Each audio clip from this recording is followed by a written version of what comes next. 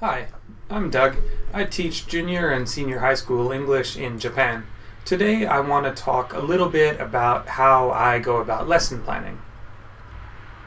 First of all, learning to speak a foreign language is kind of like picking up a musical instrument or learning to play a sport. You need to practice a lot and you need to practice the fundamentals a lot. So, one of our jobs as teachers is to find different ways of practicing the fundamentals over and over, where you modify what you do, so each lesson is different from the one before it, but you're still covering a lot of the same material. Someone once told me we should be reviewing 95% of the time, and I think that's pretty realistic.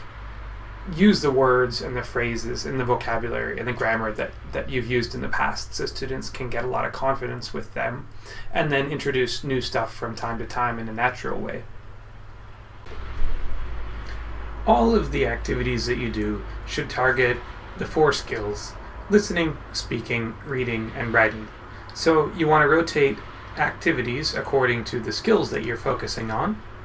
Two of the skills are input skills, reading and listening, and two of the skills are output skills, speaking and writing. You're going to have a topic, whatever the topic for the lesson is. It could be specified in your textbook, or it might be something seasonal like a Christmas lesson or a Halloween lesson. And then you want to choose activities that make use of the four skills that are on topic. And ideally, your activities will be relatively interesting. If you think the activities are probably a little dry, just try to make the time for them short. For example, pronunciation practice can get boring if it goes on too long. You want to do it every class, probably multiple times, but keep the chunks short. 1 minute, 2 minutes, then move on to something else, and then come back and practice again for another few minutes. There are 4 different group sizes. First, students could all be working together. They could be discussing things, for example. Second, students could be doing group work. A lot of the games that we play, you put students in teams, and then they do something together. Typically, groups of 3 or 4 work best. Third, students could be doing pair work. You're going to find that you'll do a lot of pair work because you practice a lot of conversations in pairs. And last, students could be doing individual work. They could be working on a worksheet, answering questions, or they could be doing speaking practice. Pair work and group work is very good because students get the opportunity to teach each other, and they have fun working together on average. A disadvantage to group work is that students might start messing around.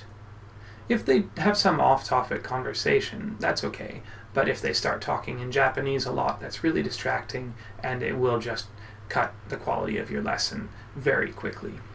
So when that happens, you stop doing the group work and change to something else. Go back to individual work and allow students to refocus on the material at hand.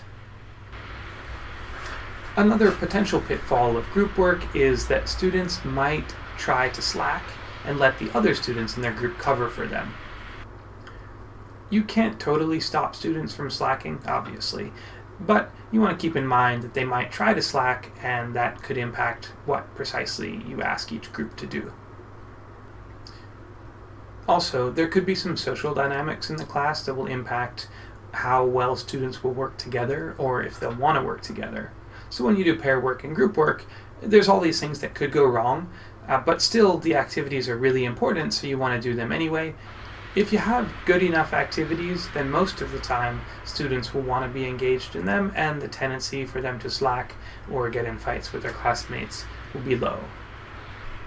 In Japan, in junior and senior high school, lessons are 50 minutes, so you'll need 5 to 10 activities to fill that space. Some of the activities should be the class together, some in groups or pairs, some individual. All of those activities should be targeting the 4 skills and rotate between the skills. If you're a native English speaker like me, one of your obvious skills is native level pronunciation, so definitely make use of that. Do a lot of speaking and listening activities.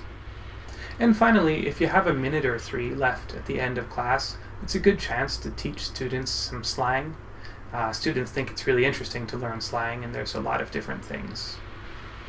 For example, the other day I taught my students how to say "ah" instead of "I don't know."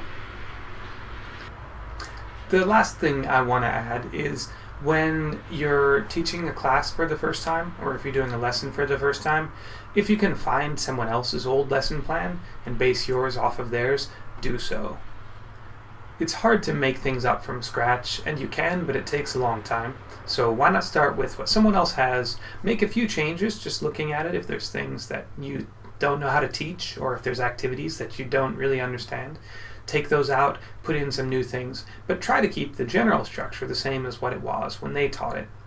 And then really expect that you can make bigger changes and get it in great shape the second or third or fourth time you teach it.